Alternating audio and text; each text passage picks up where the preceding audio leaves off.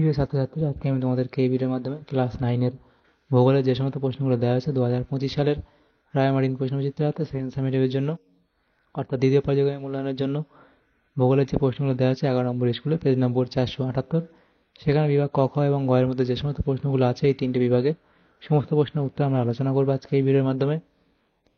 MCQ এবং যে প্রশ্নগুলো আছে সেগুলো তোমরা ভিডিওটা শুরু থেকে শেষ অবশ্যই দেখবে, এবং চ্যানেল যদি নতুন হয়ে থাকে অবশ্যই তোমরা চ্যানেলটাকে সাবস্ক্রাইব করে রাখবে পরবর্তী যে স্কুলগুলো আছে সেগুলোর প্রশ্ন উত্তর পাওয়ার জন্য। এবং এর আগের যে স্কুলগুলো ছিল সেগুলোর প্রশ্ন উত্তর আমরা আলোচনা করে দিয়েছি, তোমরা প্লেলিস্ট থেকে সেই প্রশ্ন উত্তরগুলো পেয়ে যাবে। অবশ্যই তোমরা সেখান থেকে সেই প্রশ্ন উত্তরগুলো দেখে নিও। আর আজকে আমরা আলোচনা করবো 11 নম্বর স্কুলের প্রশ্ন উত্তর, এবং এই প্রশ্ন উত্তরের যে পিডিএফ সেটা তোমরা পরবর্তীতে আমাদের টেলিগ্রাম চ্যানেল থেকে পেয়ে যাবে। ডিসক্রিপশনে আমাদের টেলিগ্রাম চ্যানেলের লিঙ্ক দেওয়া আছে, সেখান থেকে তোমরা যুক্ত হতে পারো। দেখো এখানে 11 নম্বর স্কুল, সেখানে বিভাগ ক এর মধ্যে যে প্রশ্নগুলো আছে 7টা প্রশ্ন দেওয়া আছে, 1 নম্বর করে 7 নম্বর। একের দাগে বলা আছে কি, বিকল্পগুলি থেকে সঠিক উত্তর নির্বাচন করে লেখো। একের দাগের একের প্রশ্ন কি বলা আছে দেখো, কে প্রথম অক্ষরেখা ও দ্রাঘিমা রেখা সহ পৃথিবীর মানচিত্র প্রস্তুত করেন?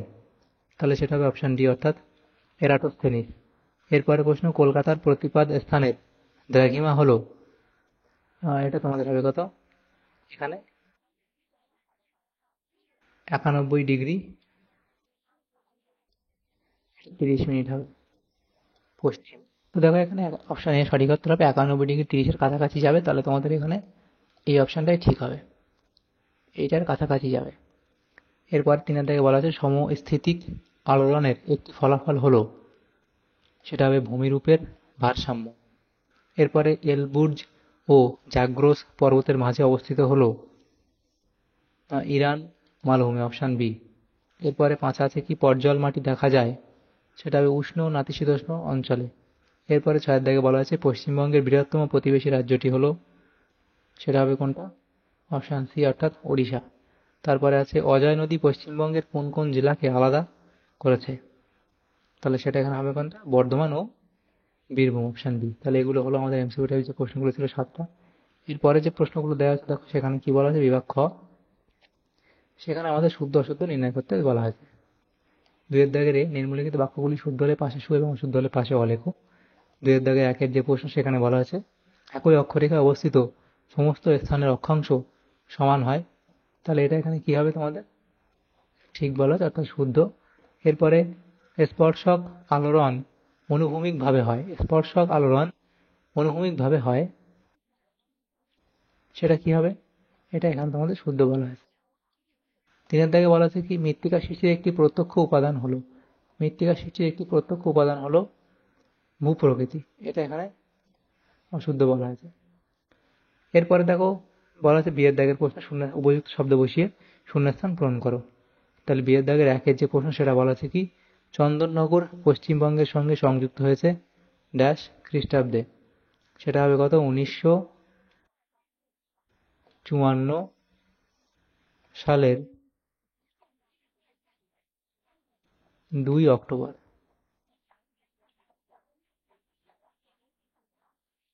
এরপরে যেটা বলা হয়েছে দেখো 2-এর দাগে, 1 ডিগ্রি অক্ষরেখার পার্থক্যে রৈখিক দূরত্ব হয় ড্যাশ কিমি, তাহলে এটা হবে 111 কিমি। 3-এর দাগে বলা আছে ইলুভিয়াল স্তর বলা হয় মাটির ড্যাশ স্তরকে, তাহলে এটা কি হবে, দিগন্তের দিগন্তের শীর্ষ স্তরকে। 3-এর দাগে যে প্রশ্ন বলা আছে দেখো, একটি বা দুটি শব্দ উত্তর দাও। প্রথম প্রশ্ন, জলদাপাড়া অভয়ারণ্যে কোন ধরনের স্বাভাবিক উদ্ভিদ দেখা যায়? তাহলে কি লিখবে, পর্ণমোচী উদ্ভিদ, পর্ণমোচী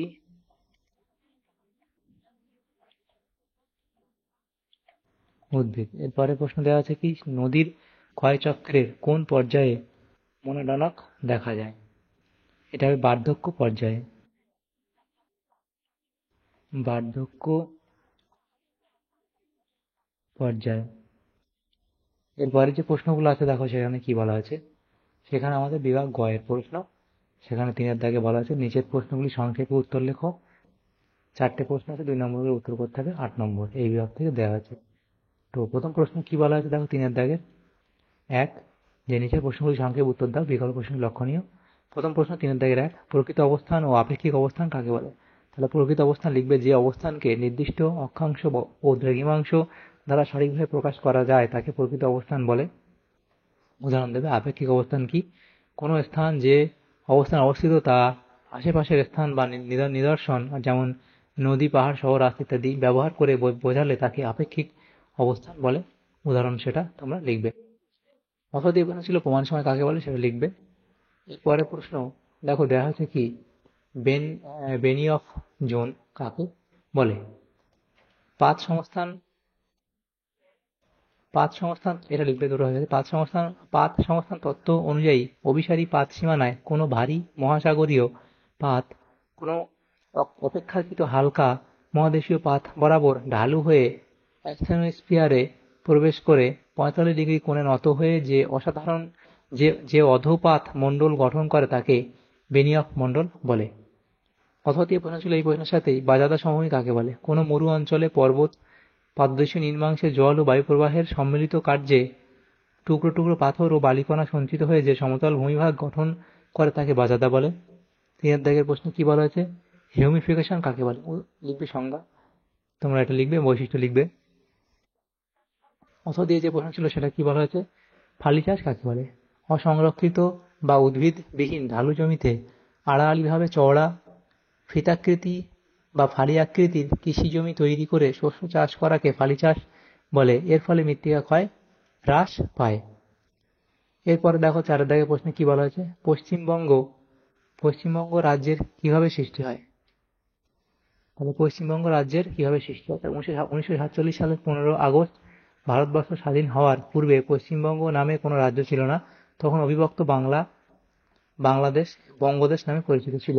স্বাধীনতার সময় এই বঙ্গদেশ দ্বিখণ্ডিত হয় এবং একটি অংশ পশ্চিমবঙ্গ নামে ভারতের অঙ্গরাজ্যে পরিণত হয়।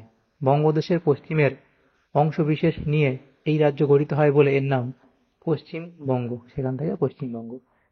অথবা দিয়ে প্রশ্ন কি আছে, আশ্বিনের ঝড় কাকে বলে? লিখবে সেপ্টেম্বর মাসের শেষে সূর্যের দক্ষিণায়ন শুরু হয়। অক্টোবর মাস নাগাদ উত্তর পশ্চিম ভারতের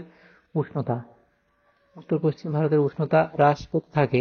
ফলে পাঞ্জাব অঞ্চলে উচ্চচাপ কেন্দ্রের সৃষ্টি হয়। ওই উচ্চচাপ নির্গত বায়ুর সঙ্গে প্রত্যাবর্তনকারী মৌসুমী বায়ুর সংঘর্ষ হয়। এর ফলে যে ঝঞ্ঝার সৃষ্টি হয় তাকে আশ্বিনের ঝড় বলে।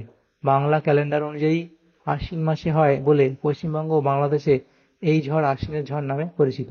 আবার এই সময়ে বঙ্গোপসাগর ও আরব সাগরে যে ঘূর্ণিবাতের সৃষ্টি হয় তাকেও আশ্বিনের ঝড় বলা হয়ে থাকে। আশ্বিনের ঝড়ের প্রভাবে মাঝে মাঝে প্রচুর ক্ষয়ক্ষতিও হয়। তাহলে এগুলো তোমরা লিখে দেবে। তাহলে দেখো আমাদের এখানে বিভাগ ক, খ এবং গ এর মধ্যে যে প্রশ্নগুলো ছিল, বিভাগ ক, খ এবং গ এর মধ্যে যে প্রশ্নগুলো ছিল আমাদের, এটা ছিল কত নম্বর স্কুল? এটা হচ্ছে আমাদের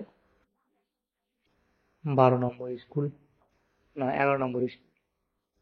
তাহলে এই 11 নম্বর স্কুলে যে প্রশ্নগুলো ছিল ক্লাস 9-এর ভূগোলের সেকেন্ড সামেটিভের জন্য, সেখানে আমরা বিভাগ ক, খ এবং গ এর অর্থাৎ এমসিকিউ টাইপস যে প্রশ্ন ছিল 1 নম্বর এবং 2 নম্বর প্রশ্ন, মানে সমস্ত প্রশ্নের উত্তর আমরা আলোচনা করে দিলাম আজকে এই ভিডিওর মাধ্যমে। তোমাদের যদি সামান্যতম উপকার এসে থাকে ভিডিওটা, অবশ্যই একটা লাইক করবে আর বেশি বেশি করে বন্ধুদের সাথে শেয়ার করবে, এবং পরবর্তী যে স্কুলগুলো আছে সেই সমস্ত স্কুলগুলোর প্রশ্ন উত্তর পাওয়ার জন্য অবশ্যই তোমরা আমাদের চ্যানেলটাকে সাবস্ক্রাইব করে রাখবে। Thank you, thanks for watching.